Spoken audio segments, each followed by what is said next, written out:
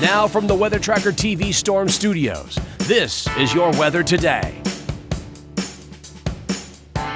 Here's Chief Meteorologist William Cole. All right, folks, here we go. Right out of the gate on this Wednesday. Of course, it is a hump day Wednesday, getting closer to the weekend. And even though we're dealing with a fairly warm to almost hot work week, again, as promised, we still have that cold front that's going to be arriving just in time for the weekend. We're going to trim those temperatures back for the weekend. We're going to talk about that. But the only thing that we're still missing, what about rain? What about storm opportunities? The concern with the lack of rainfall we're seeing so far this fall, the concern is beginning to grow on that. So we're going to talk about that as well coming up. But first of all, this would be your Wednesday. And again, it's going to be another day, again, kind of warm to almost hot, again, depending on your point of view. Lower 80s for daytime highs here in the Metroplex. Early day cloud cover, that's going to give way to some sunshine, more in the way of sunshine as we go through the afternoon. Your rain chance in the Metroplex today, it's basically zero. Down in our southeastern counties, a couple showers are going to be possible down there. Again, we'll talk about that as well coming up. But this is where we started the morning, and because of the overnight cloud cover, the morning cloud cover, remember that acts as a blanket, right? And so during the daytime, it helps to cut your temperatures down, but at night, being a blanket, it basically holds your temperatures up, right? So overnight lows here, generally mid-60s. It was fairly mild out the door this morning, even here in the Metroplex. Again, DFW only down to 67, and again, you can see Dallas Love only down to 68. Earlier this morning. So where has the rain been? We'll take a look at this, and we were talking about this really at length yesterday. The deep south of Texas, down along the coastal plains, locations down there picking up 1, 2, almost 3 inches of rain. It's been a tropical rain, and as it turns out, it's still ongoing, even here at mid-morning. You can take a look at the radar review here.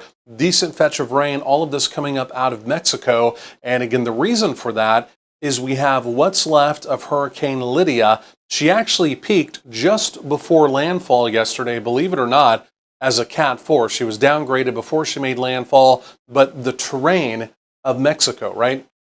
The Mexican mountains, they just shred these tropical systems when they move through. This is all that's left of her. Again, less than 24 hours ago, she was a Cat 4, but again, it's a gravy train of moisture coming up into the deep south of Texas, again, giving them that opportunity of rain. One of the reasons why we've had the cloud cover here locally, but simply put, the moisture just did not make it this far to the north. So unfortunately, we remain dried.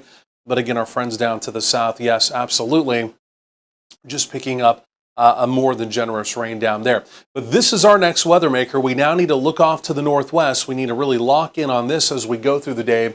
Coming into the Pacific Northwest area spin here. And again, you can also see the blue line. That's the cold front associated with it.